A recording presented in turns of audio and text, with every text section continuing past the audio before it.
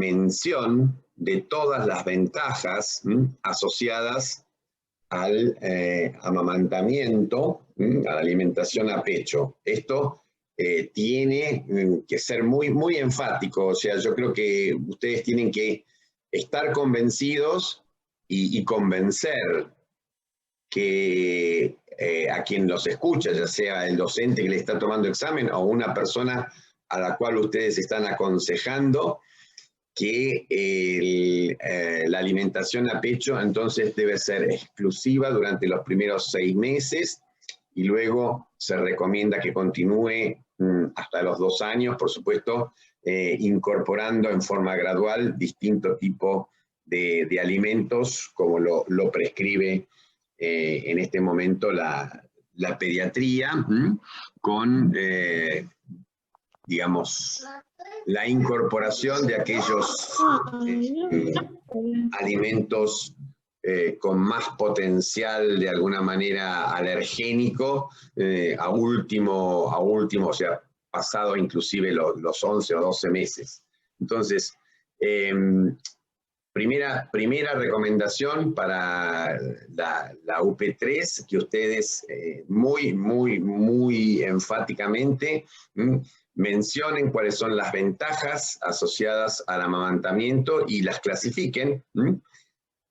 Ventajas de tipo biológico, ¿sí? Las ventajas de tipo biológico que tienen que ver con la nutrición del niño, es el alimento entonces que va a aportar todos los nutrientes que el niño necesita. Segundo, desde el punto de vista inmunológico, el aporte de inmunoglobulinas, inmunoglobulina de tipo IgA, fundamentalmente, de células también, de linfocitos, de enzimas que pueden tener efecto bactericida, etc. Entonces, ventajas también desde el punto de vista psicológico para el bebé, para la madre sobre todo, también para el bebé, porque fomenta o estimula la formación del apego. No es el único factor, el amamantamiento, que va a dar origen al apego, pero es un factor importante. Y acá en apego ustedes obviamente van a tener que repasar este tema, que es un tema relevante, uno de los temas relevantes de pedopsiquiatría que ustedes ven en nutrición, la teoría del apego. Y cómo se expresa el apego y qué alteraciones puede tener el apego, todo esto lo tienen que manejar también. Entonces, ventajas biológicas para el bebé, la nutrición, el aporte de defensas, ventajas psicológicas, la formación o la contribución a la formación del apego, ventajas relacionadas con para la madre en relación a la disminución de peso por la cantidad de calorías que está de alguna manera entregando a través de la leche materna, ventajas en relación a la disminución del sangrado posparto, porque cada vez que se produce la secreción de leche, se va a generar un pico de oxitocina que contribuye a disminuir a aumentar, perdón, la contractibilidad uterina y a disminuir el sangrado. Ventajas con respecto a la parte social también es importante, ¿sí? Una alimentación que no contamina, que no requiere energía para ser puesta en temperatura, etc. Entonces tienen que reunir todas las ventajas asociadas al amamantamiento y presentarlas en forma ordenada para que esto resulte entonces en una transmisión de lo que ustedes creen verdaderamente de la lactancia. Es muy importante que si ustedes tienen que hablar de esta UP, entonces se muestren muy convencidos de todos estos temas. La prevención de uno de los trastornos más frecuentes en el primer año de vida, uno de los trastornos más frecuentes en el primer año de vida es la anemia, ¿sí? Prácticamente un 50 o un 60% de los niños en los cordones de segundo, tercer cordón que rodean a la ciudad de Buenos Aires y en todas las periferias de las ciudades o los barrios carenciados de las ciudades grandes, hay una prevalencia muy alta de anemia en los recién nacidos y en el primer año de vida, y esto se debe a la sustitución de la lactancia materna por la alimentación con leche, leche de vaca diluida, que es una, digamos, forma de alimentar los bebés que pasó a la historia, que se recomendaba hace, yo les diría, más de 50 años, poner 2/3 de la mamadera con leche de vaca, 1/3 de agua hervida, e inclusive endulzarla con un poco de sacarosa, o sea, azúcar de cocina, y eso era una mamadera que se prescribía en los años 60, 70, y todavía se sigue utilizando muchas veces porque no hay posibilidad de reemplazar la lactancia materna, porque la madre tiene obligaciones laborales, tiene que cumplir con otras actividades y el chico queda a cuidado de algún familiar y lo que se le entrega a este chico entonces es leche de vaca. La leche de vaca no solo tiene una calidad nutricional menor, por ejemplo, va a aportar menos hierro, sino que la leche de vaca tiene proteínas que se denominan proteínas heterólogas, pertenecen a otra especie. O sea, la lactoalbúmina o la caseína de la vaca presentan diferencias en su estructura con estas proteínas de origen humano.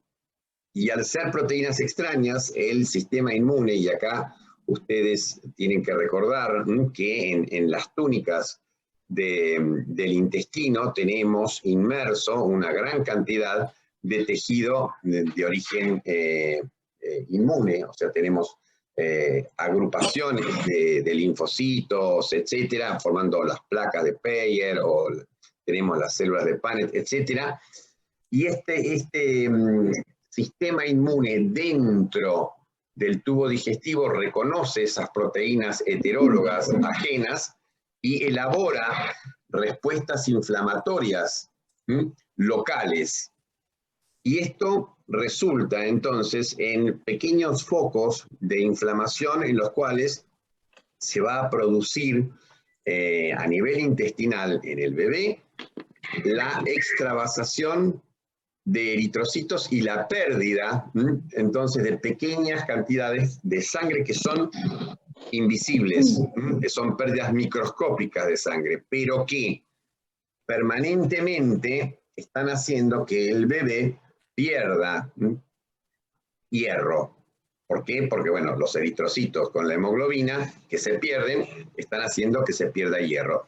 Si además, entonces, el bebé está recibiendo una leche que tiene una menor capacidad de aportar hierro, el resultado inevitable es que estos niños van a ir a desarrollar una anemia ferropénica, anemia por falta de hierro, y esto tiene trastornos muy importantes o genera trastornos muy importantes para su desarrollo, para el desarrollo sobre todo del sistema nervioso. La falta de hierro se acompaña entonces de una disminución en la posibilidad o en la capacidad de adquirir determinadas funciones cognitivas y lleva a la aparición, y esto está demostrado, de retrasos cognitivos importantes. O sea que vamos a estar entonces con un porcentaje muy grande de nuestros niños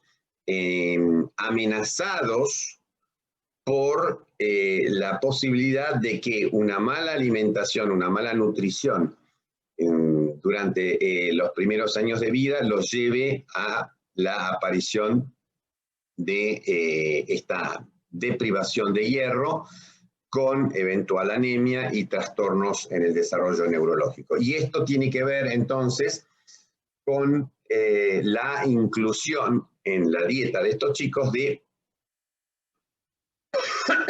proteínas heterólogas, o sea, proteínas ajenas, proteínas que están en la leche de vaca, que producen entonces una lesión, microlesiones a nivel del tubo intestinal. Entonces, fíjense ustedes la importancia de la alimentación a pecho, ¿de acuerdo? Entonces, fundamental que ustedes declaren con absoluta convicción todos estos temas. Profe, Sí.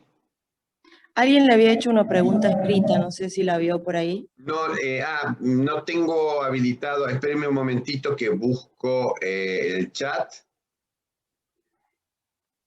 A ver.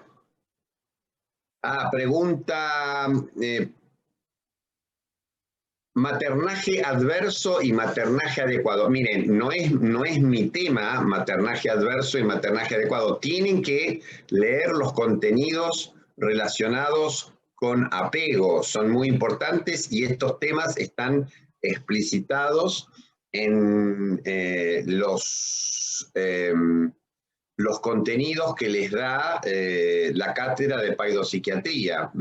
Entonces, búsquenlo en el cuaderno del alumno o búsquenlo también en el campus, porque ahí ustedes tienen los recursos que aporta cada disciplina, ¿sí? Dentro de los recursos de paidopsiquiatría hay un PowerPoint, recuerdo, de apego y maternaje, y estos contenidos los tienen que manejar, ¿sí? Bien, sigamos entonces. De vuelta, insistentemente, tienen que recordar que esta UP se articula alrededor de la alimentación a pecho y por lo tanto digamos, todo su énfasis tiene que ir a apuntar a recomendar la lactancia exclusiva durante los 6 primeros meses. Hay otro tema también desde el área social que tienen que manejar acá, de la parte de Paido tienen que manejar apego, y de la parte de medicina y sociedad tienen que manejar satisfactores, ¿sí? Es un contenido que brinda también medicina y sociedad, no me acuerdo si era para la UP3, pero creo que sí, y es muy importante que ustedes lo manejen, porque los van a digamos, ¿cómo se llama? Los tutores, hay muchos tutores de medicina y sociedad y es un contenido importante. Entonces, todo lo que tenga que ver con el sistema demanda, necesidad, satisfactor, que también está cubierto por los recursos que que aporta medicina y sociedad normal, en el... mejorando. Perdón, ¿les puedo pedir, por favor, a quienes tienen los micrófonos abiertos que los cierren porque interfiere con el desarrollo de la clase? Cuando quieren hacer una pregunta, lo abren y entonces lo escuchamos, ¿de acuerdo? Julieta pregunta... Perdón, hay una pregunta de Sandra que dice, ¿cuáles son las funciones de FSH en los alvéolos? No, la FSH es la hormona folículo estimulante, Sandra. Pensá si estás redactando adecuadamente la pregunta. Y Julieta pregunta, ¿cómo obtiene el lactante inmunidad por medio de la leche? Fundamentalmente, la leche está transmitiendo inmunidad de tipo pasivo y en forma natural. Cuando ustedes vieron en crecimiento y desarrollo las distintas formas de inmunidad, la inmunidad activa es la que genera la respuesta del sistema inmune, la inmunidad pasiva es la que le entrega elementos que van a servir para combatir a los distintos agentes infecciosos, sin que participe en forma directa el sistema inmune del niño. Entonces, acá se trata de una inmunidad pasiva, porque le está entregando anticuerpos, fundamentalmente inmunoglobulinas de tipo A. También está pasando linfocitos y también está pasando enzimas que tienen cierta actividad bactericida. ¿De acuerdo? Esos serían los componentes que aporta la leche materna en relación a el aumento de las defensas de los niños que reciben la alimentación de los lactantes. El contenido desde el punto de vista fisiología que ustedes tienen que ver acá, más relevante, es cómo se regula la lactancia a través de la secreción de prolactina. Entonces tienen que conocer los distintos elementos relacionados con la prolactina, y acá yo les recomiendo entonces que utilicen la guía, o como guía utilicen el esquema que habíamos presentado para hormona de crecimiento cuando hablamos en crecimiento y desarrollo. Hay un cuadro en donde ustedes tienen resumido cuáles son los temas más importantes que le corresponden a cada hormona con respecto a su lugar de síntesis, por ejemplo, cuál sería también su estructura química. Entonces, yendo a este cuadro, lugar de síntesis, células lactotropas de la adenohipófisis. Estructura química, hormona proteica monocatenaria de aproximadamente 190 aminoácidos, peso molecular aproximado 22 kilodalton, formas circulantes, varias formas circulantes, una de 22 kilodalton, otra que tiene aproximadamente 44 kilodalton, Big Prolactin, o prolactina grande, y luego la una me está hablando, ya la loca lo prendió para preguntar algo, soy que quedó prendido. Y decías se cae de resistencia. A ver, gentes, traten de apagar los micrófonos porque nos aleja un poquitito del hilo de la clase, ¿sí? Mantengan, por favor, los micrófonos apagados. Gracias. Entonces, estamos hablando de cuáles son los elementos que tienen que conocer de la secreción de prolactina, y empezamos por el lugar de síntesis, conocer las células lactotropas, cuál es el origen, la ubicación de estas células, las características a nivel hipofisario. Luego hablar un poquito de la estructura química de la prolactina, hablar de su sus formas circulantes, que son por lo menos 3 formas circulantes distintas. Otro tema es los mecanismos que regulan su secreción. Y esto es importante, ¿sí? Que ustedes tienen que recordar que la prolactina es controlada por el hipotálamo con un mecanismo de alguna manera bastante peculiar o único, ¿sí? El hipotálamo tiene factores u hormonas liberadoras que en general son factores que estimulan la secreción de las trofinas hipofisarias. En el caso de la prolactina, esto no es así. El control que el hipotálamo ejerce sobre la secreción de prolactina es un control inhibidor. Normalmente el hipotálamo está inhibiendo en forma tónica, o sea, en forma constante, el hipotálamo inhibe la secreción de prolactina.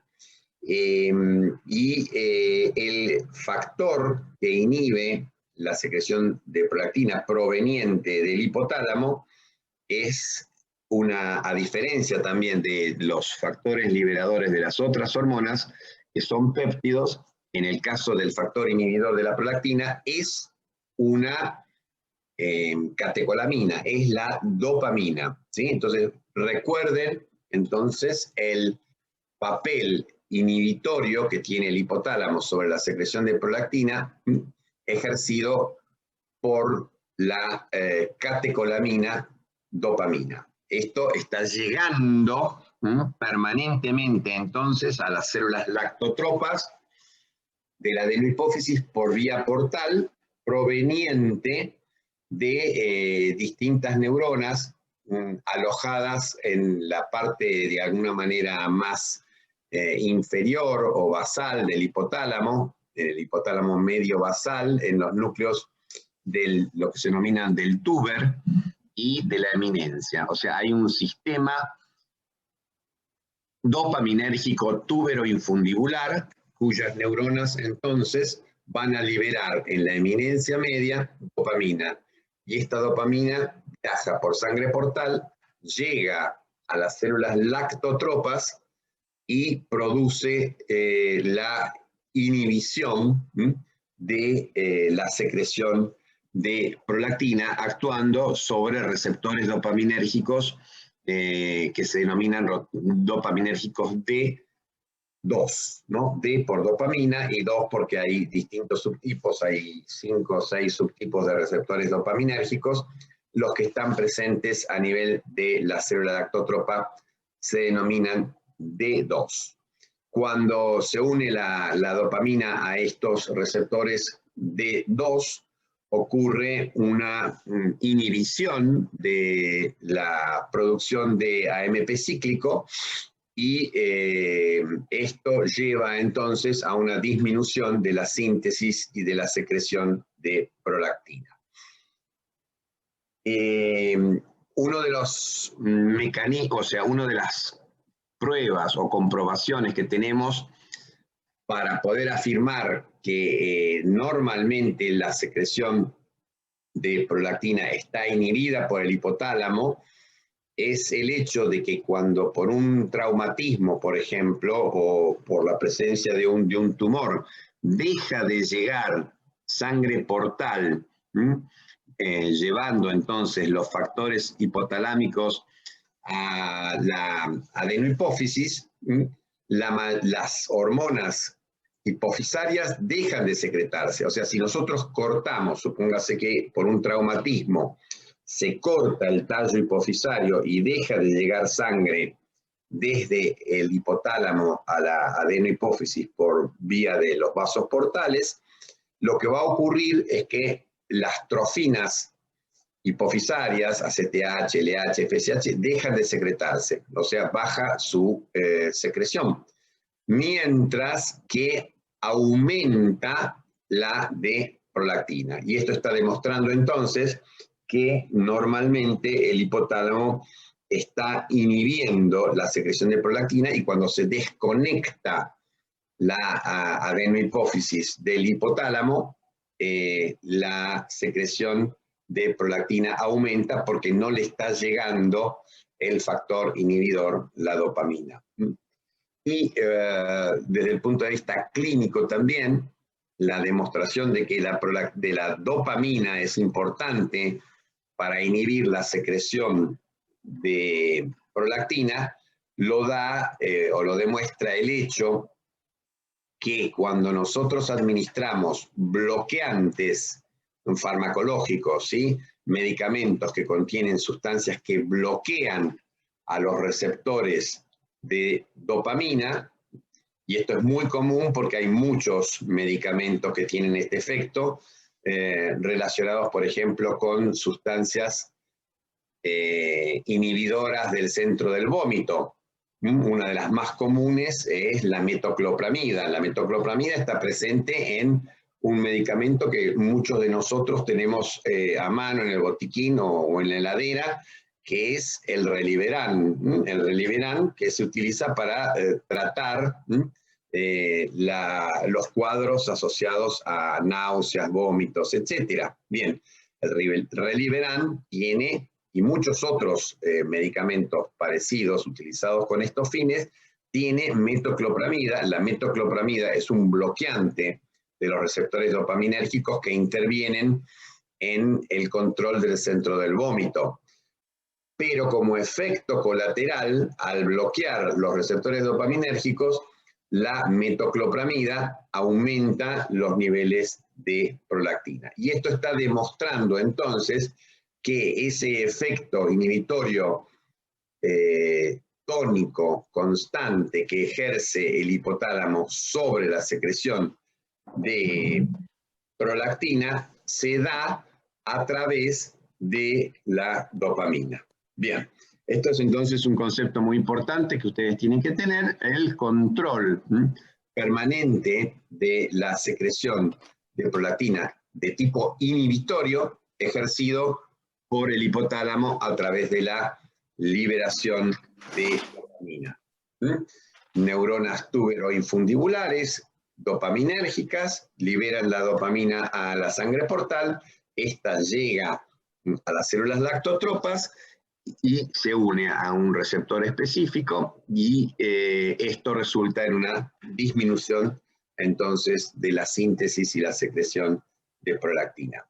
Este es el principal control. Existen otros factores que pueden estimular la secreción de prolactina. De ellos, uno de los más relevantes es la hormona liberadora de tirotrofina o TRH, que hay que tener presente porque cuando aumentan los niveles de TRH en un sujeto que tiene, por ejemplo, niveles bajos de hormona tiroidea, que tiene un hipotiroidismo, el eje en forma compensatoria aumenta la secreción de TRH y también de tirotrofina o TSH para tratar de aumentar la secreción tiroidea. Bien, el aumento de la secreción de TRH que acompaña al hipotiroidismo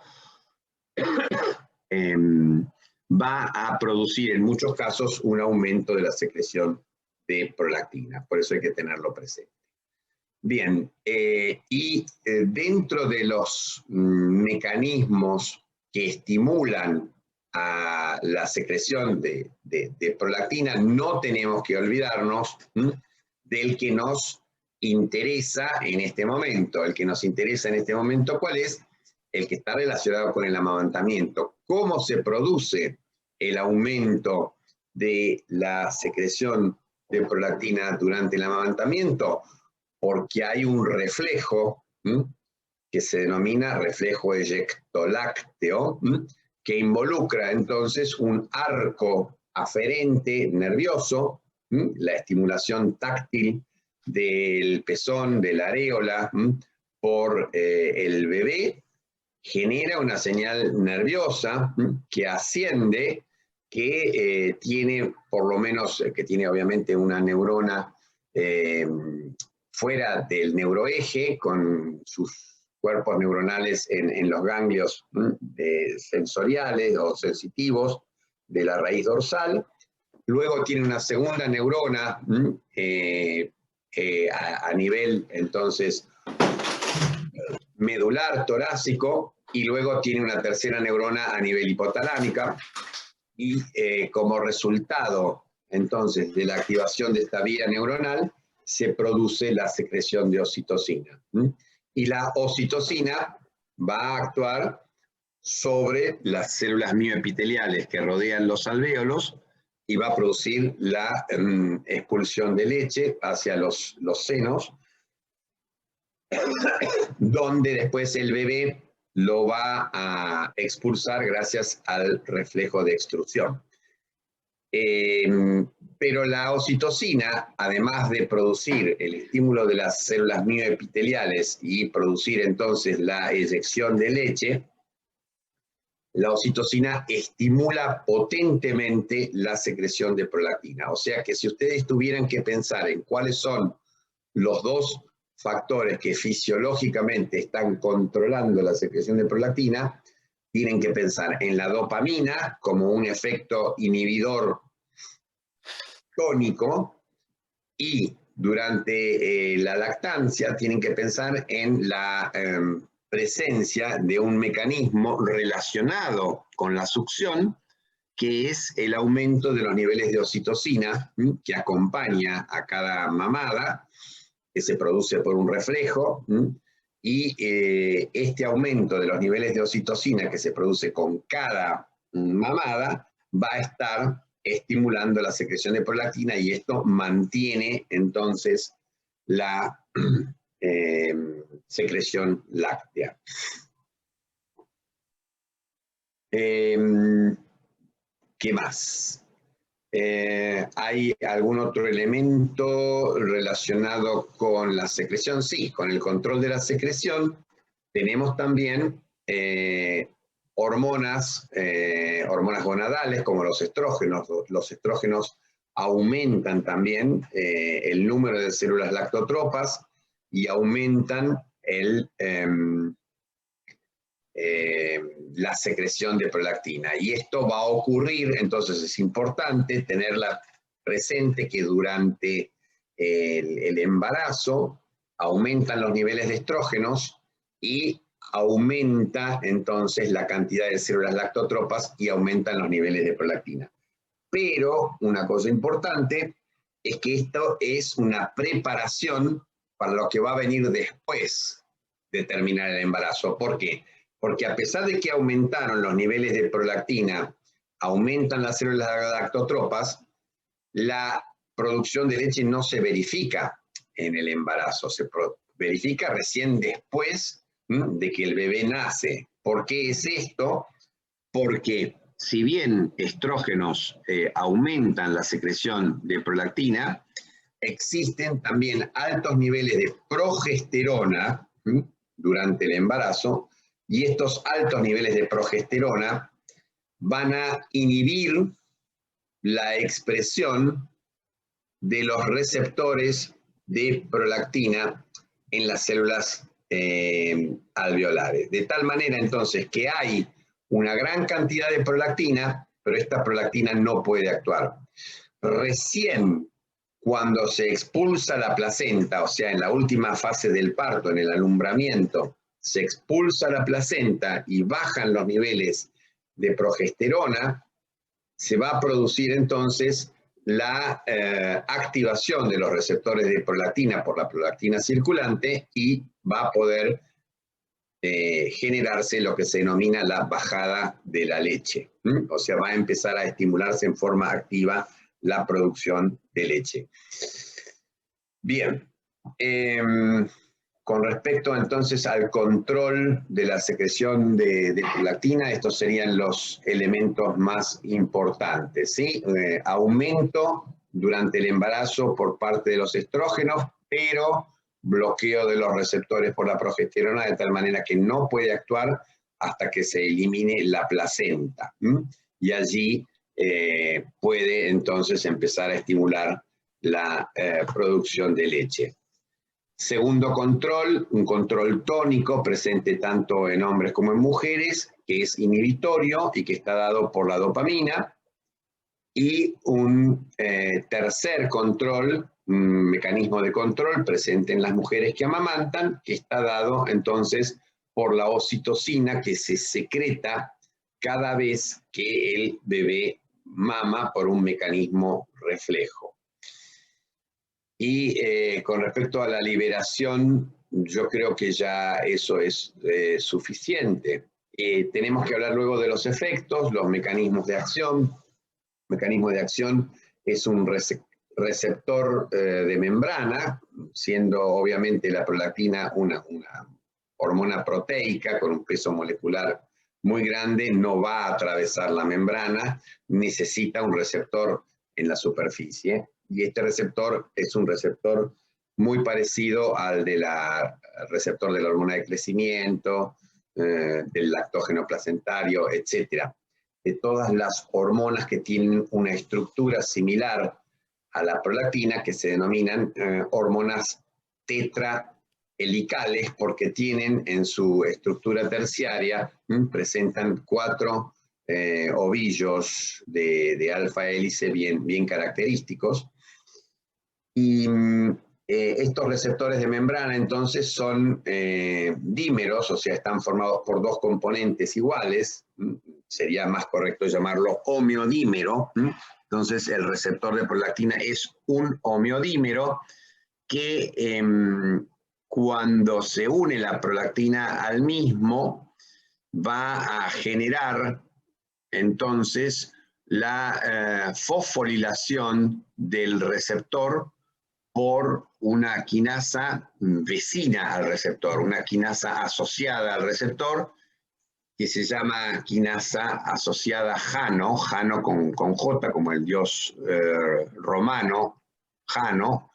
La quinasa entonces asociada a Jano es una tirosinquinasa que fosforila el receptor y fosforila sustratos que se denominan STATs, S-T-A-T, STAT. Y los STAT son activadores de la transcripción que, al ser fosforilados por la quinasa Jano, se unen formando dímeros, y estos dímeros pasan a ser activos. Los dímeros activos viajan hacia el núcleo, ingresan al núcleo y allí se unen a la porción reguladora de los genes que controlan.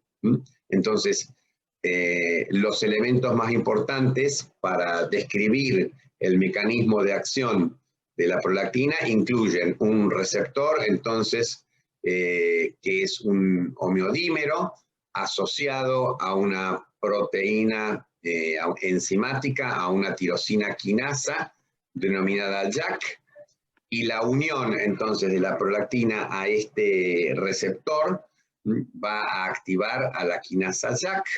La quinasa JAK va a fosforilar en residuos tirosina, porque es precisamente una tirosinquinasa, a factores de transcripción denominados STAT, y esta fosforilación de los factores STAT genera dímeros que tienen entonces, al ser dímeros, son activos y se pueden traslocar o moverse o mudarse al núcleo, y allí estos dímeros activos del factor de transcripción STAT se unen a los genes, a la porción reguladora de los genes que controlan, y modifican allí la actividad de transcripción de estos genes.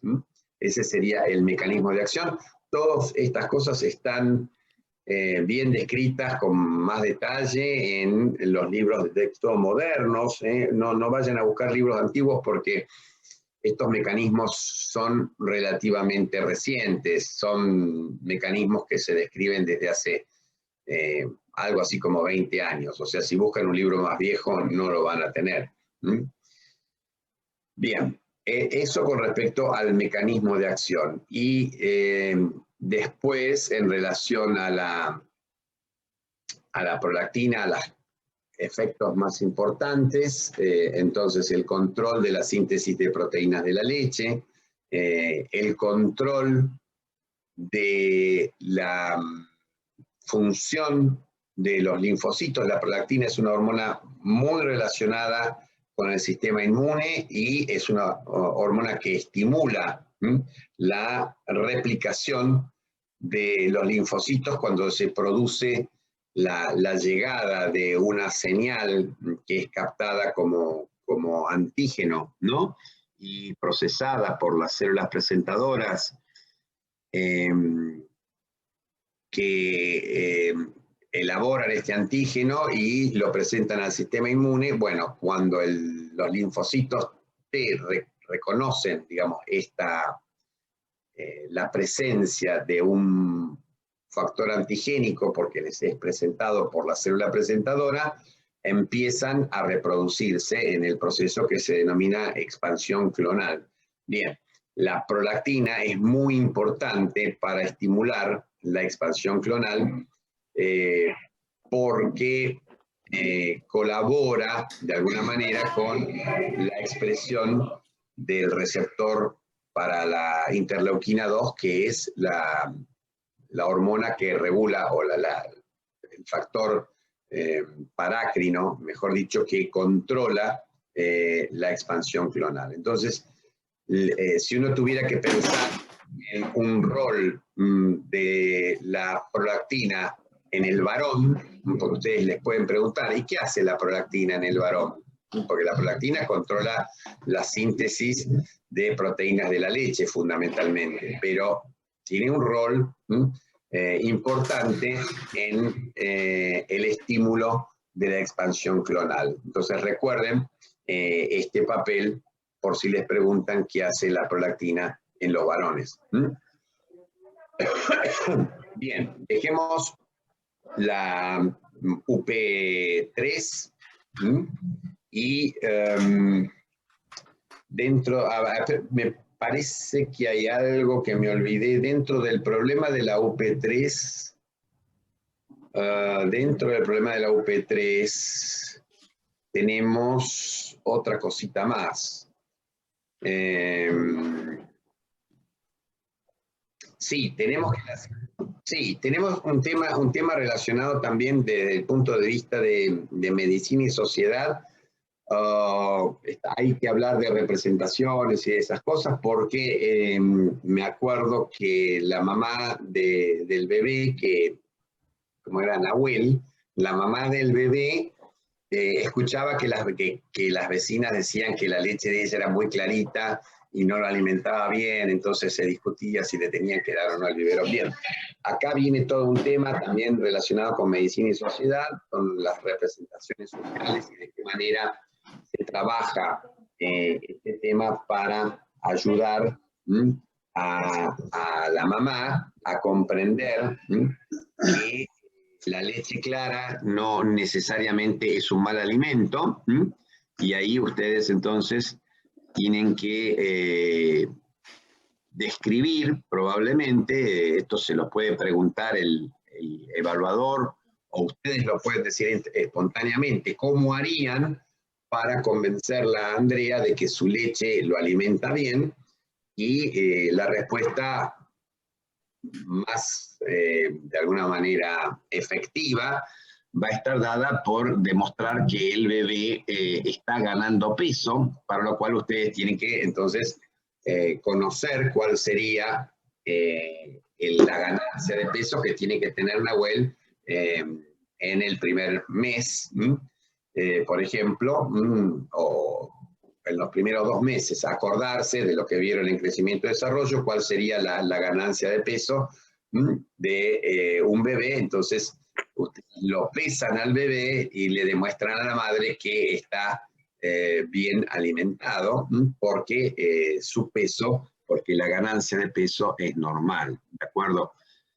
Y bien, también pueden hacer analogía con algunas otras sustancias que tienen un alto valor nutritivo y no tienen color. Por ejemplo, la clara de huevo. La clara de huevo es incolora. La clara de huevo no es blanca, la clara de huevo es incolora, es blanca cuando la cocinamos, pero la clara de huevo es incolora y contiene una gran cantidad de albúmina, que es una de las proteínas con más alto valor biológico de la que disponemos en nuestra nutrición. Bien. Vamos a terminar entonces con este problema. ¿Tienen alguna duda? La idea es que ustedes, que avancemos más rápidamente resolviendo sus dudas y no yo exponiendo todos los temas de la UP porque se hace largo. ¿Qué dudas se les genera entonces en relación a la UP3? Vamos a revisar el chat.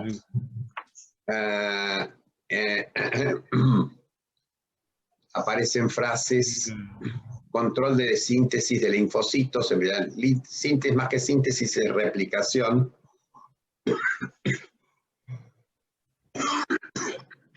Perdón. Profe. Discúlpame un momentito.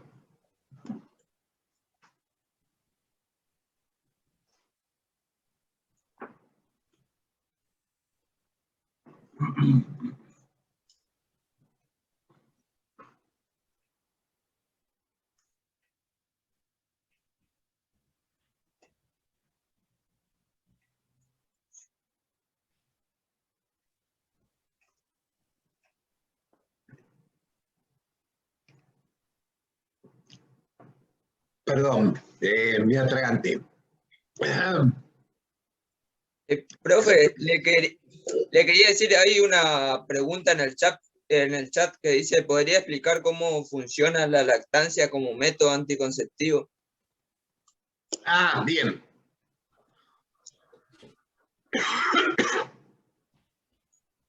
Hay una pregunta en el chat también relacionada con las concentraciones y las características de la leche. Esto lo tienen que revisar en los libros de bioquímica, yo no me lo acuerdo de memoria. Tienen que fijarse en el libro de bioquímica las características de la leche, de los 3 tipos de leche. Del calostro, de la leche de transición y de la leche madura, ¿de acuerdo? Me preguntabas, Ariel, ¿me puedes repetir la pregunta, por favor? Sí, profe. Hay una pregunta en el chat que dice si puede explicar cómo la lactancia funciona como anticonceptivo. Mira vos, no la vi. No sé si qué pasa que no tengo. A ver, lo voy a abrir en toda la pantalla.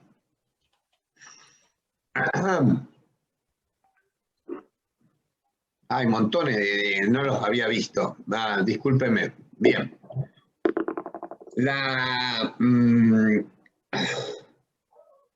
No la encuentro. Bueno, no importa. Una de las primeras. El método anticonceptivo, o sea, la anticoncepción asociada a la lactancia, no es un método demasiado seguro. Yo conozco muchas personas que tienen un poquito más de, poco más de 10 meses, o 11 meses, o menos de un año que sus hermanos, y los padres, la madre estaba amamantando, y bueno, quedó embarazada igual. Así que, como método, tiene que ser un amamantamiento muy, muy seguido. Tienen que ser por lo menos 6 mamadas diarias. Y la verdad, digamos, no es un método como para confiar.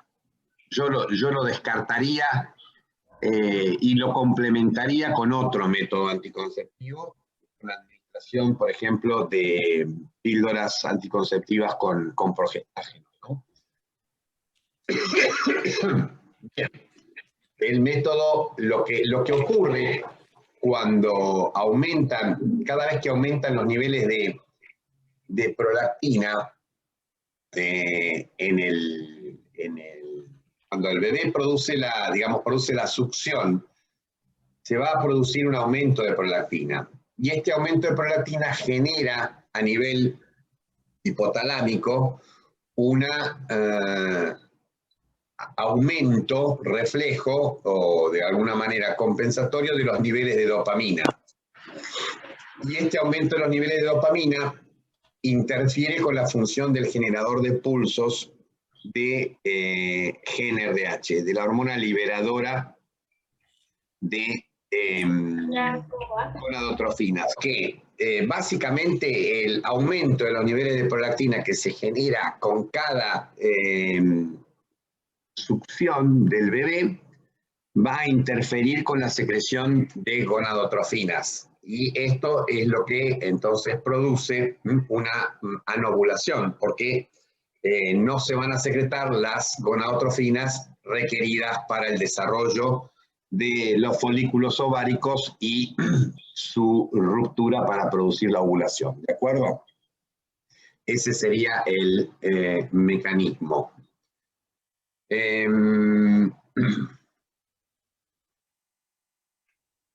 Con respecto, hay una pregunta que dice el mecanismo de función de la prolactina. No, no es el mecanismo de función. Funciones es una cosa y mecanismo de acción es otra, ¿sí? El mecanismo de acción de la prolactina involucra receptores de membrana, porque es una hormona proteica y las hormonas proteicas no atraviesan la membrana, requieren de receptores en la superficie de la célula. Este receptor de membrana es, como ya les dije, un receptor dimérico, o sea, tiene dos componentes, y como son dos componentes iguales, se lo denomina también homeodímero. Y este homeodímero está asociado a una tirosinquinasa, a una enzima entonces que fosforila sustratos en residuos tirosina, que se denomina JAK o JAK, quinasa asociada JANO.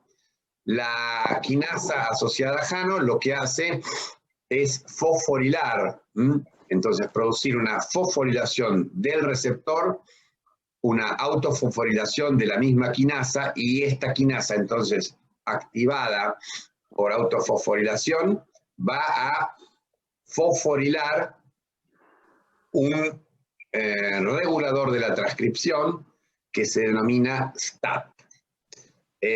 STAT, al ser activado, se une a otro STAT activado, forma un dímero, y este dímero de STAT activado por la fosforilación que le produjo la tirosinquinasa JAK, viaja al núcleo de la célula, se une a una porción reguladora de un gen, que, digamos, el gen, supongamos, de la caseína o el gen de la lactoalbúmina, a nivel de las células alveolares mamarias, y allí estimula entonces la transcripción de este gen. O sea que, en resumen, la prolactina actúa a través de un receptor de membrana ligado a una tirosinquinasa que utiliza factores de transcripción denominados STATs, y de esta manera va a aumentar la síntesis de las proteínas requeridas para su acción, como por ejemplo las proteínas de la leche.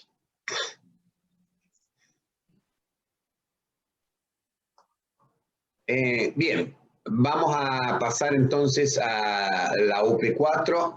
En la UP4, la UP4 no es una UP demasiado fácil de seguir, tiene,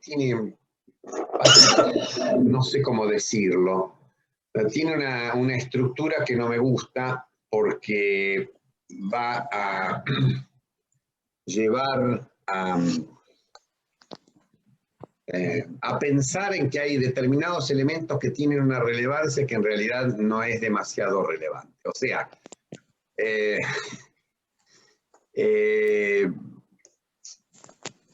tiene escrito, o sea, si ustedes la recuerdan, es un chico que es alumno de una escuela técnica y dice que no almuerza al mediodía, y un día, no sé cómo, anda por ahí y percibe un olor a carne asada, siente que se le hace agua a la boca y un ruido en el abdomen. Toda una serie de cosas que no tienen, digamos, demasiada relación con lo que tenemos que tratar. Básicamente lo importante que tenemos que tratar es hablar de las necesidades nutricionales en un adolescente, hablar de las leyes de la alimentación y de alguna manera apuntar a esta introducción los hace pensar en que es muy importante. Todo el mundo pregunta lo mismo: ¿por qué se producen los ruidos de hambre? ¿Por qué se producen? No, estas cosas no son relevantes fisiológicamente, o sea, no es el hecho relevante de por qué cuando tenemos hambre nos hace ruido la panza. Lo que ustedes tienen que pensar es cómo se regula, en todo caso, el apetito, cuáles son los mecanismos involucrados en la regulación del apetito, o por qué cuando yo veo un alimento apetitoso o percibo un olor apetitoso, se me hace agua a la boca. No, en realidad lo que hay que tener idea son los mecanismos que controlan la secreción salival. Entonces ahí percibir un aroma también es un contenido fisiológico relativamente relevante, pero yo les diría que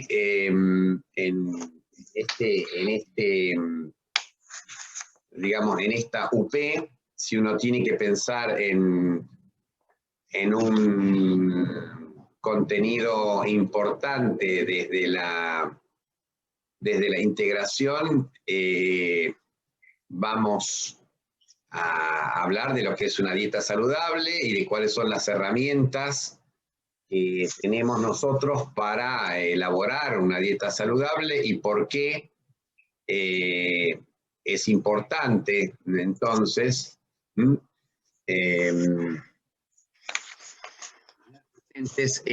estas leyes para poder elaborar o hacer una recomendación de una dieta saludable. Esta dieta saludable entonces tiene que tener componentes que ustedes no pueden dejar de conocer. O sea, tanto en la UP4 como en la UP5 se hace, yo diría que el alma de estas UPs pasa por conocer las leyes de la alimentación y es un tema crucial. Es un tema crucial para su conocimiento médico y es un tema crucial para aprobar, porque si ustedes les toca hablar de este tema y no manejan las leyes de la alimentación, lo más probable es que su examen termine abruptamente. Entonces, las leyes de la alimentación, nosotros les decimos las leyes de Escudero, porque de alguna manera Pedro Escudero, que es un médico nutriólogo o nutricionista, como le quieran decir, del siglo pasado, digamos que es el fundador de la Escuela de Nutrición, etcétera, las popularizó, pero estas leyes existen en todos los países y no le dicen las leyes de Escudero, le dicen las leyes básicas de la alimentación, y estas leyes de la alimentación tienen que ver con el aporte de todo lo que es necesario para una dieta saludable. Y todo lo que es necesario se resume entonces en las primeras dos leyes que dicen que la alimentación tiene que ser suficiente y tiene que ser completa.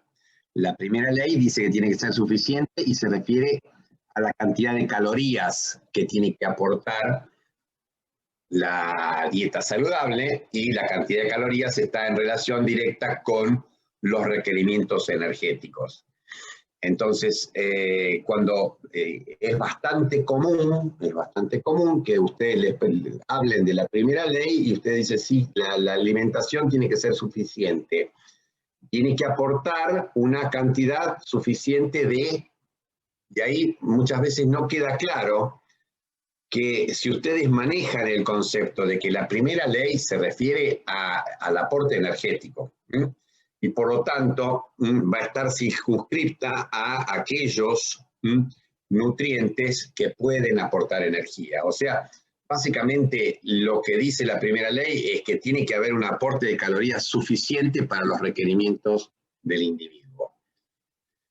Y eso cómo se calcula, y esto es otro tema importante que ustedes tienen que conocer, que ese requerimiento va a variar con la edad, va a variar con el peso, no va a variar demasiado con el sexo, y sí va a variar muchísimo, es el factor más relevante, la actividad física. La actividad física es el factor que más influye sobre el requerimiento energético en los individuos, ¿sí? Un sujeto que no hace ninguna actividad física relevante, que está todo el día sentado, descansando, va a tener un requerimiento calórico de aproximadamente la mitad de un individuo que hace una actividad física importante tanto en su trabajo o que entrena regularmente, ¿sí?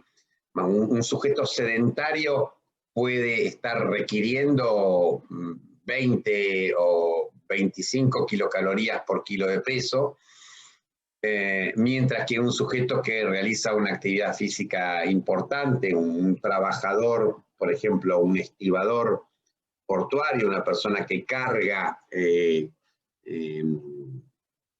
elementos pesados, o un albañil, o un chico que entrena porque es un deportista competitivo y entrena 8 horas por día, esas personas van a tener requerimientos calóricos de 40 o 45 kilocalorías por kilo de peso, ¿sí? O sea que fíjense ustedes que el doble prácticamente del requerimiento calórico, lo que está hablando entonces de que el gasto energético asociado a la actividad física es uno de los determinantes más importantes del aporte calórico que se expresa en la primera ley, ¿ok? Entonces, ¿cómo calculan? Y por lo menos, digamos, para poder decir cuántas calorías necesita un sujeto, ustedes tienen que saber dos cosas. Tienen que saber cuánto pesa y tienen que saber qué actividad física realiza. Y si saben cuánto pesa y saben qué actividad física realiza, en un sujeto que por supuesto no está en etapa de crecimiento, ni en una mujer embarazada, que esas son situaciones que se consideran aparte,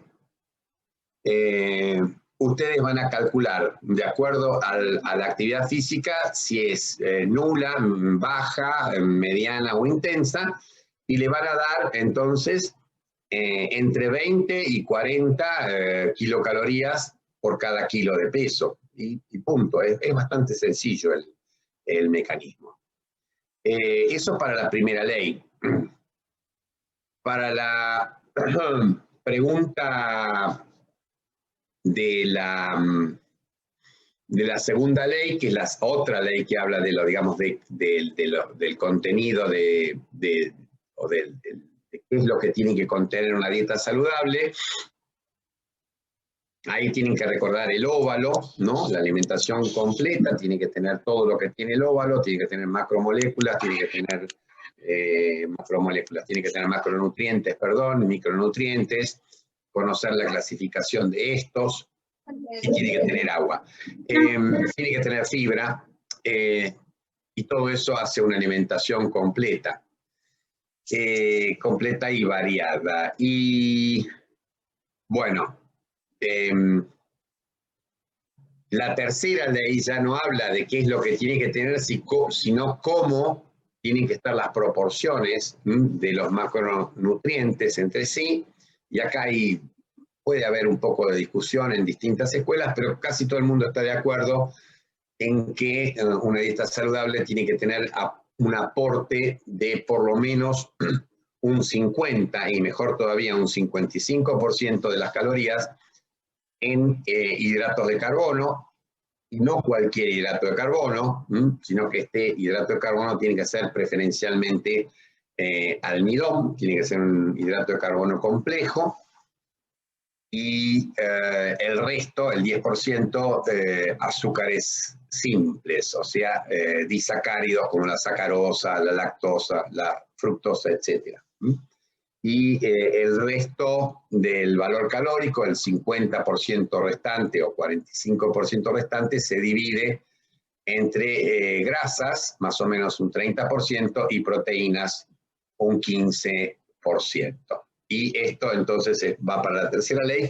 Y la cuarta ley, que tampoco tiene que ver con el contenido de la comida, sino que tiene que ver con la adecuación de esa alimentación a las necesidades del individuo, y acá va de todo, de lo cultural, va el estado de salud, etcétera, el aspecto social, socioeconómico, etcétera. Bien.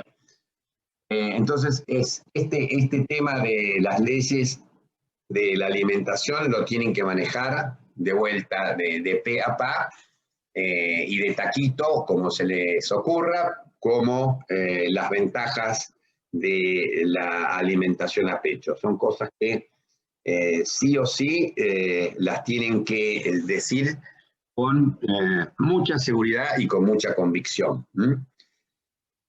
Hay una pregunta con respecto a las neuronas anorexígenas que secretan CART y alfa-melanotrofina. Bien, repasen el mecanismo de regulación de la ingesta. El mecanismo de regulación de la ingesta tiene muchos modelos que van cambiando a lo largo del tiempo. En este momento digamos, el modelo vigente de regulación de la ingesta está hablando de la localización en el hipotálamo medio basal de grupos neuronales que contienen neuronas orexígenas, o sea, que estimulan la ingesta, y neuronas anorexígenas que la inhiben. Entonces, lo que tendríamos entonces a nivel del núcleo arcuato, o sea, en el hipotálamo medio basal, que es una región importante desde el punto de vista de regulación de la ingesta, porque es una región, el hipotálamo medio basal, relativamente abierta a la llegada de estímulos o factores que la controlan a través de la sangre, porque tiene una barrera hematoencefálica relativamente permeable. Entonces, en esta región del hipotálamo medio basal vamos a tener dos grupos de neuronas a nivel del núcleo arcuato, neuronas orexígenas y anorexígenas. Las orexígenas van a tener como neurotransmisores el neuropéptido Y y un péptido que se denomina péptido relacionado con agouti, o AGP, agouti related peptide, y el neuropéptido Y. Y estos dos neurotransmisores entonces van a tener un efecto orexígeno, aumentar la ingesta. Mientras que el otro grupo de neuronas en el arcuato va a tener neuronas que tienen como neurotransmisores a la propio melanocortina, y al transcripto regulado por cocaína y anfetamina, o sea, un transcripto que es estimulado por sustancias que aumentan la neurotransmisión adrenérgica. ¿Sí? Tanto la cocaína como las anfetaminas aumentan la neurotransmisión adrenérgica.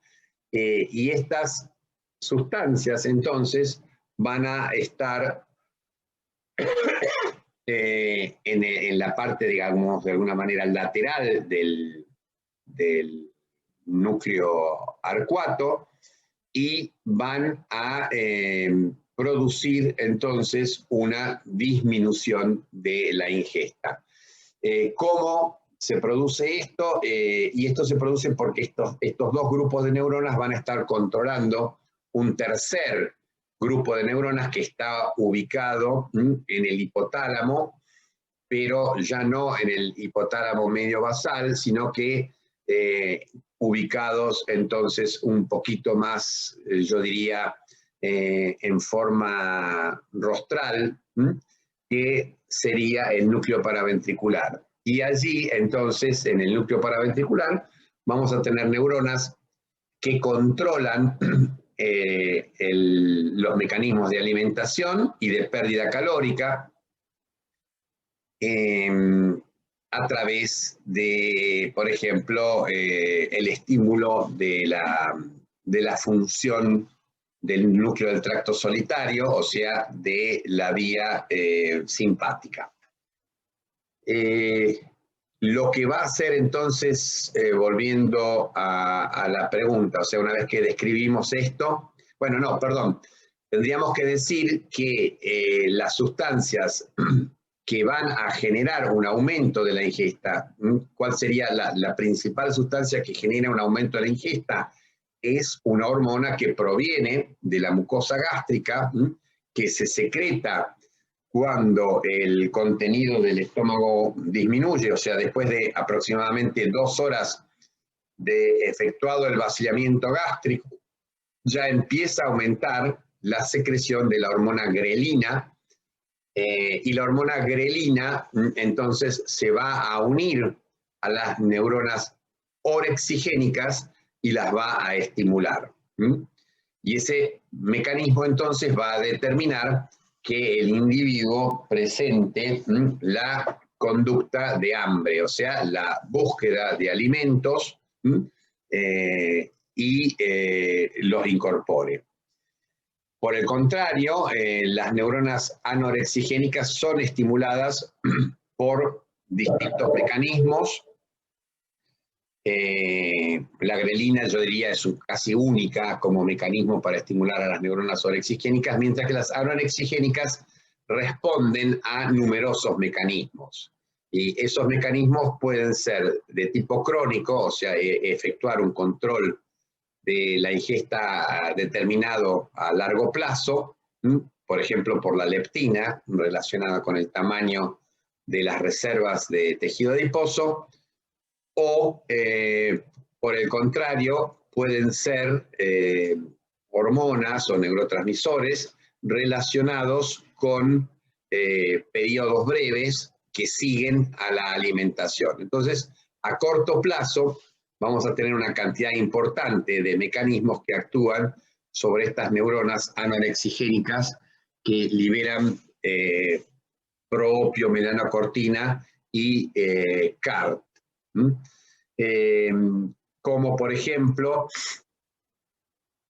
de las más conocidas, que ustedes sí tienen que conocer, provenientes del tubo digestivo, yo les diría que por lo menos tienen que conocer la colecistoquinina y el péptido hipoglucagón 1 o GLP-1. Estas dos enterohormonas, ¿sí? Hormonas de origen de las células APOD,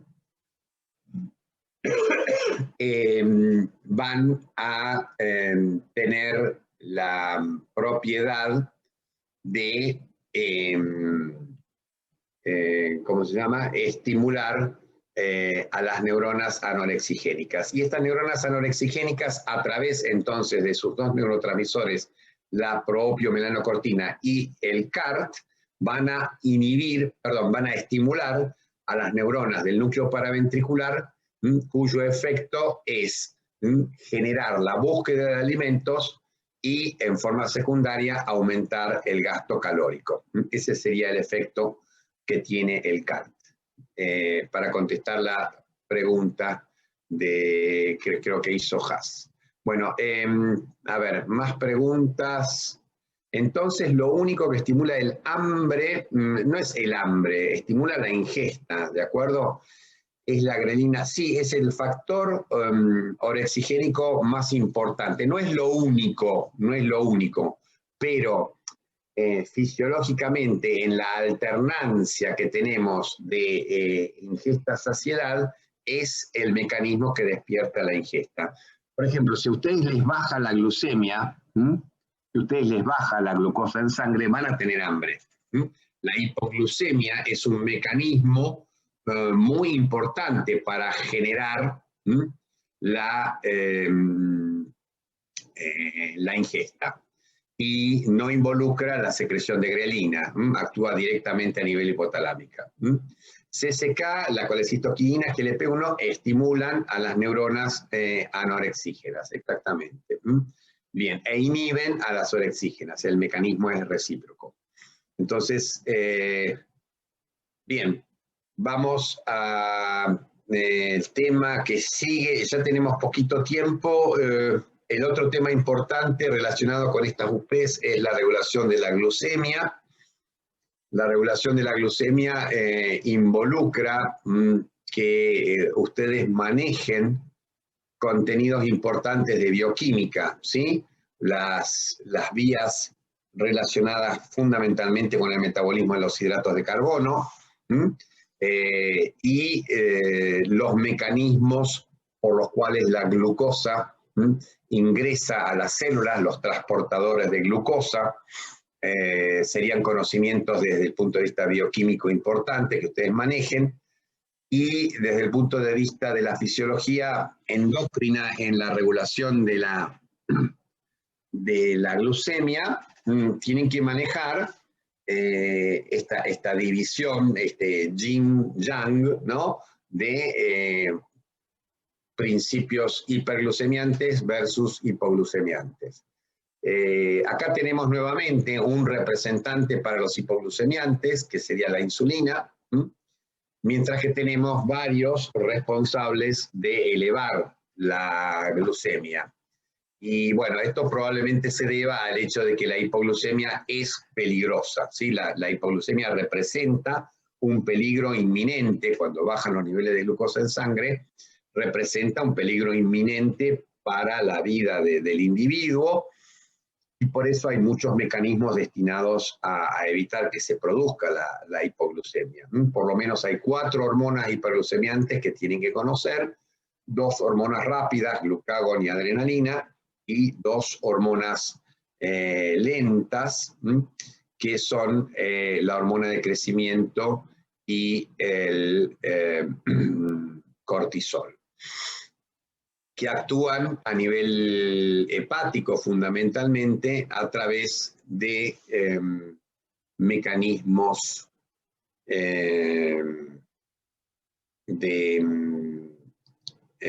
a ver,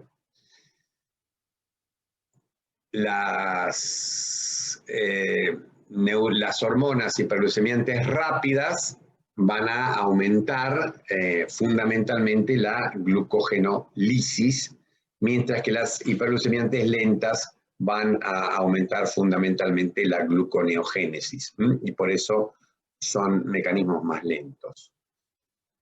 Perdón, Santino preguntó si la entrada de glucosa a esta región del hipotálamo estimula las neuronas anorexicas. En realidad, lamentablemente el control de la saciedad por las fluctuaciones de los niveles de glucosa no es un mecanismo efectivo, ¿sí? Sí lo es la disminución de los niveles de glucosa en sangre. O sea, la hipoglucemia es un estímulo muy efectivo para las neuronas orexígenas, pero viceversa no ocurre esto. O sea, cuando suben los niveles de glucosa en sangre, la inhibición de la ingesta es relativamente pobre. Y hay otros factores que aumentan cuando comemos, como por ejemplo los ácidos grasos libres, que son un poco más potentes para frenar la ingesta.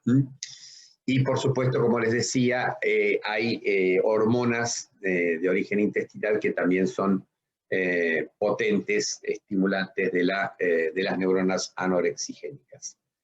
Bueno, volviendo al control de la glucemia, entonces teníamos las hormonas hiperglucemiantes que tienden a aumentar los niveles de glucosa en sangre y que se empiezan a secretar ya con niveles de, cuando viene bajando la glucemia, ya antes de que se registre la hipoglucemia como sensación y se produzca esta sensación de hambre, de desasosiego, y aparezcan temblores, visión borrosa, todo lo que caracteriza a una hipoglucemia, desde antes ya con valores de glucosa en sangre de apenas inferiores a 70 miligramos de decilitro se van a empezar a secretar las hormonas contrarreguladoras, primero glucagón, catecolaminas y luego cortisol, hormona de crecimiento, para tratar de mantener los niveles de glucosa dentro de valores aceptables.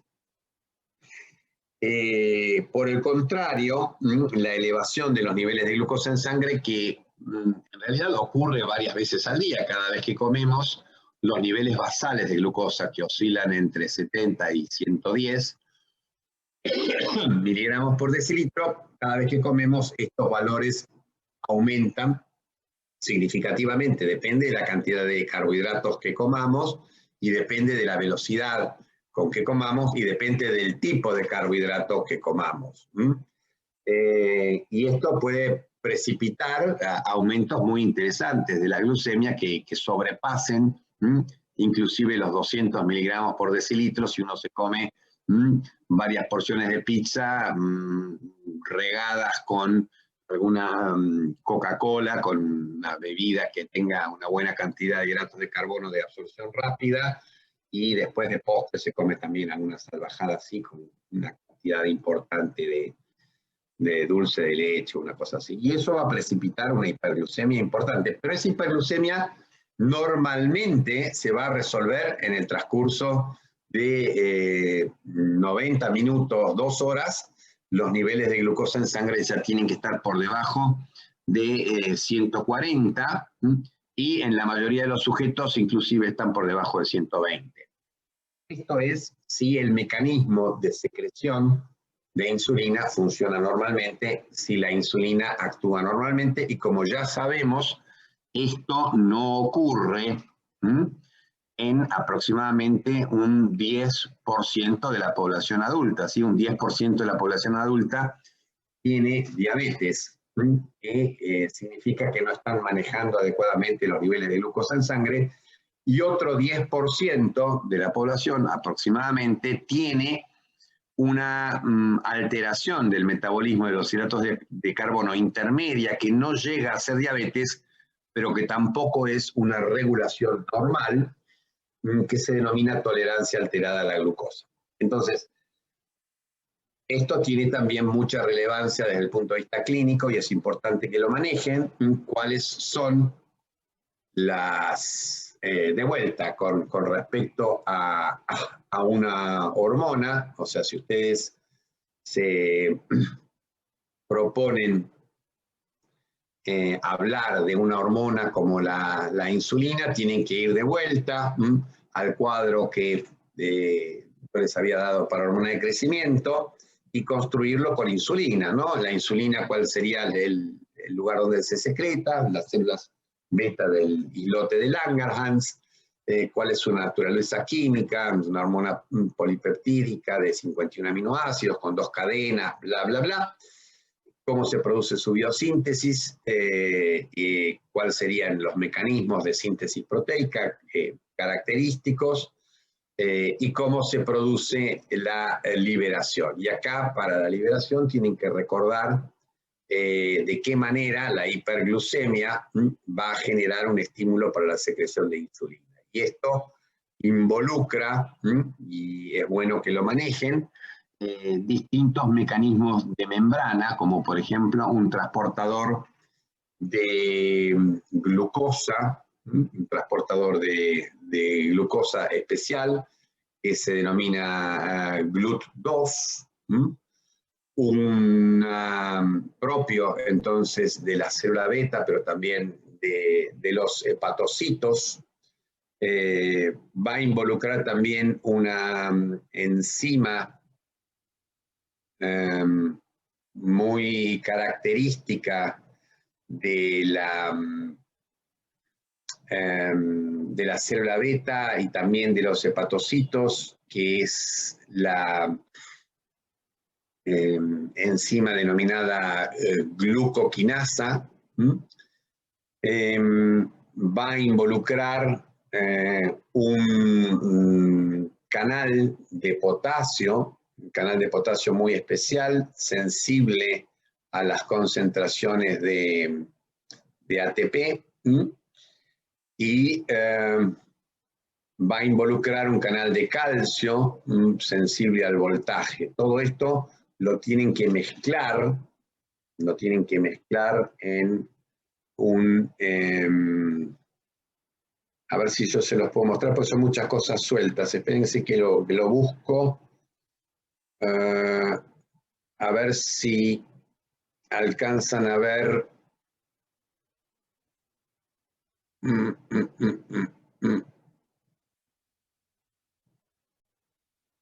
¿Alcanzan a ver una pantalla negra? Sí, Creo que profe. Bien, vamos a ver si esto funciona. Bien, parece que funciona. Sí, aparece un marco que es una célula, ¿no? Aparece la glucosa ingresando a través del GLUT2 y aparece una fosforilación de la glucosa a cargo de la glucoquinasa. Esta glucoquinasa fosforila la glucosa en forma concentración dependiente, ¿sí? A diferencia de la mayoría de las enzimas que tienen prácticamente un mecanismo todo o nada, porque tienen una actividad máxima con concentraciones muy bajas de sustrato, lo que se denomina una cinética de orden cero. La glucoquinasa va a ir incrementando su actividad catalítica a medida que aumenta la concentración del sustrato. Con lo cual, vamos a tener entonces una fosforilación de la glucosa 6-fosfato y un ingreso a la vía glucolítica proporcional a la cantidad de glucosa que ingresa. Y esta es la manera entonces de adecuar la secreción de insulina, como vamos a ver después, a los niveles de glucosa en sangre. Porque la glucoquinasa va a fosforilar entonces a la glucosa que ingresa a la célula beta en forma concentración dependiente.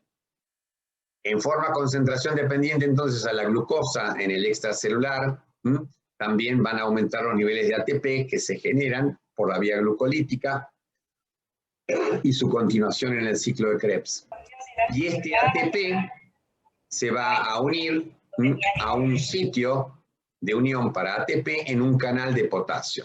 Este canal de potasio se llama canal de potasio KIR 6.2, no importa el nombre, es un canal con el que ustedes sepan que es el canal de potasio ATP dependiente o regulado por ATP es suficiente. ¿Y qué van a hacer? Lo que van a hacer las concentraciones de ATP incrementadas sobre este canal de potasio que responde a los niveles de ATP es cerrarlo. Se cierra el canal y como consecuencia se va a producir un saltito en el potencial de membrana de la célula y ese saltito obviamente es en el sentido positivo porque si se acumula potasio la célula se despolariza. En realidad no se acumula potasio porque se cierra el canal, se acumula potasio porque el canal se cierra y porque la bomba sodio-potasio sigue metiendo potasio dentro de la célula. ¿De acuerdo? El hecho es que esto genera entonces un pequeño saltito en el potencial de membrana de la célula hacia la despolarización y esta pequeña despolarización abre canales de calcio voltaje dependientes, y estos canales lentos de calcio, gatillados por el cambio de voltaje, dejan entrar calcio. El calcio se une a la calmodulina y activa a una quinasa, que es la quinasa de calcio-calmodulina, y esta quinasa de calcio-calmodulina va a activar el traslado de los gránulos de insulina a lo largo del sistema microtubular. El sistema microtubular tiene proteínas contráctiles que responden entonces a la activación por la quinasa de calcio-calmodulina y trasladan esos gránulos con insulina hacia la membrana, se fusionan también por acción del calcio, los gránulos con la membrana, y se libera la insulina. Entonces, este es el mecanismo de secreción de insulina inducido por la glucosa que tienen que conocer, ¿de acuerdo? Bien, vamos a volver a PIN. Bien.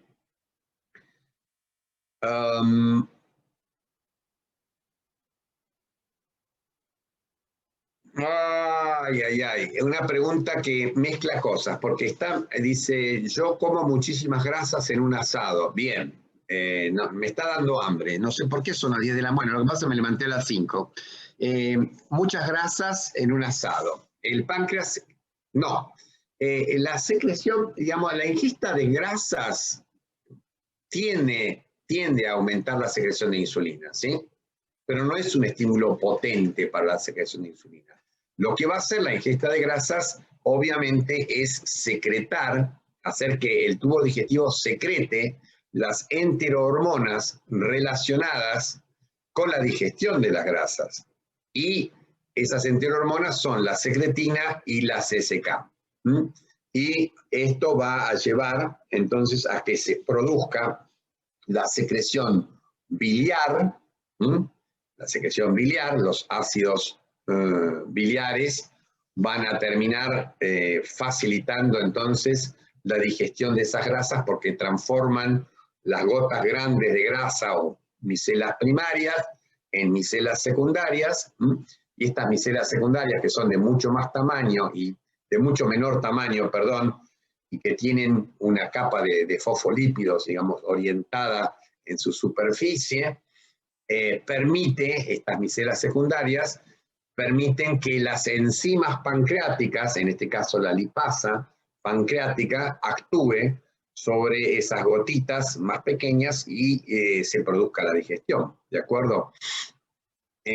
No tiene que ver, la secreción del páncreas endocrino no tiene puntos de contacto prácticamente con la secreción exócrina o con la digestión. Sí tiene que ver la secreción del páncreas endocrino con la puesta en marcha de mecanismos anabólicos que permiten aprovechar lo que se digirió, se absorbió y se traslada por sangre, por ejemplo, al hígado o a los tejidos, ¿de acuerdo? Están disociados. El páncreas endocrino funciona por su cuenta, regulando fundamentalmente la glucemia y el estado anabólico, mientras que el páncreas digestivo hace otra cosa. Bueno, gente, tenemos que ir terminando, porque ya son casi las 10:15. Si tienen alguna preguntita con respecto a este tema, la resolvemos ahora rápidamente, y si no, nos quedará para la clase de consulta.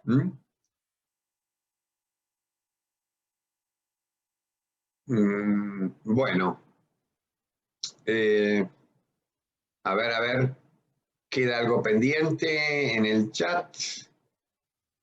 No tenemos nada. ¿Alguien quiere hacer alguna preguntita todavía?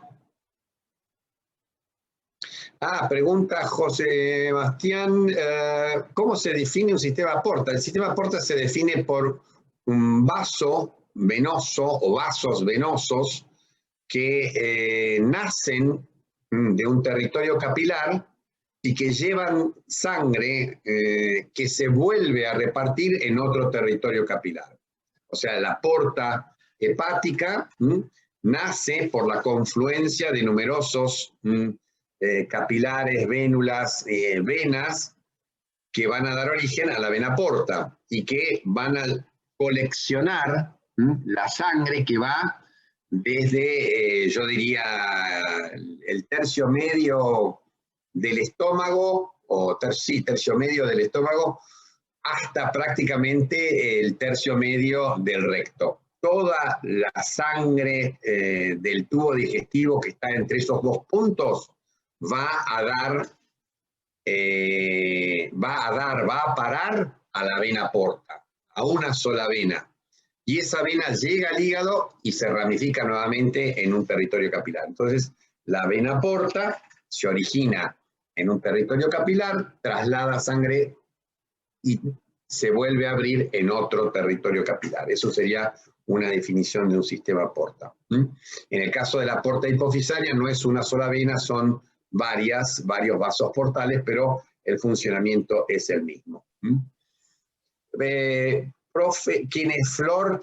Flor, no sos la única, todos tenemos transportadores GLUT4, pero GLUT4 lo tenemos en determinados tejidos. Fundamentalmente GLUT4 va a estar en el músculo y en el tejido adiposo, ¿de acuerdo? Y allí la insulina va a estudiar, la insulina va a estimular la expresión de GLUT4 y hacer que el tejido adiposo y el tejido muscular capten activamente glucosa. Malena pregunta, ¿la regulación de la glucemia a qué UP corresponde? Es un problema, Malena, porque no está del todo establecido en los objetivos. Fíjense en los objetivos que presenta la, ¿cómo se llama? Que presenta el cuaderno del alumno, pero uno encuentra, qué sé yo, están expresadas en forma poco clara, porque por ejemplo en la OP5 es más clarito, dice como objetivo entender los factores involucrados en la regulación de la glucemia, estaría bien claro, pero nuevamente en la UP4 habla de comprender el proceso que determina la incorporación al medio interno de los nutrientes básicos para el metabolismo celular. O sea, que si uno va a hablar de cómo ingresan los nutrientes a las células, tiene que manejar también algunos, por ejemplo, de las acciones de la insulina. Pero yo diría que si tuviera que ponerle las fichas a una de las dos UP, diría la UP5. Bien, gente, tenemos que terminar porque tengo otra actividad. Profe, yo tengo una duda. Sí. Vos dijiste como temas centrales de UP4 las necesidades nutricionales de un adolescente y las leyes de Escudero. ¿La vía olfatoria es relevante o...? Mirá, es uno de los contenidos, ¿sí? Es uno de los contenidos. Lo que pasa que desde el punto de vista médico, desde el punto de vista médico no tiene la relevancia que tienen las leyes de la alimentación. ¿De acuerdo? Okay. Bueno, gracias. No hay de qué. Gente, me tengo que despedir porque tengo una actividad que comienza ahora justo a las 1:15 y ya son las 1:15 pasadas. Les agradezco haber estado acá, su paciencia, sus preguntas y sus comentarios. Una pregunta de Juan, no hay que saberse todos los transportadores. Lo más importante que conozcan son los GLUT2 y los GLUT4. Eso los tienen que conocer porque tienen algunas funciones específicas, ¿sí? El GLUT1 es un transportador, yo te diría, estándar, default, es como el helado de crema, está en todas las células, ¿ok? Bueno, gente, me despido, que estén bien, cuídense mucho y nos vemos la semana que viene en la clase consulta o en la mesa. Estudien mucho. Chao.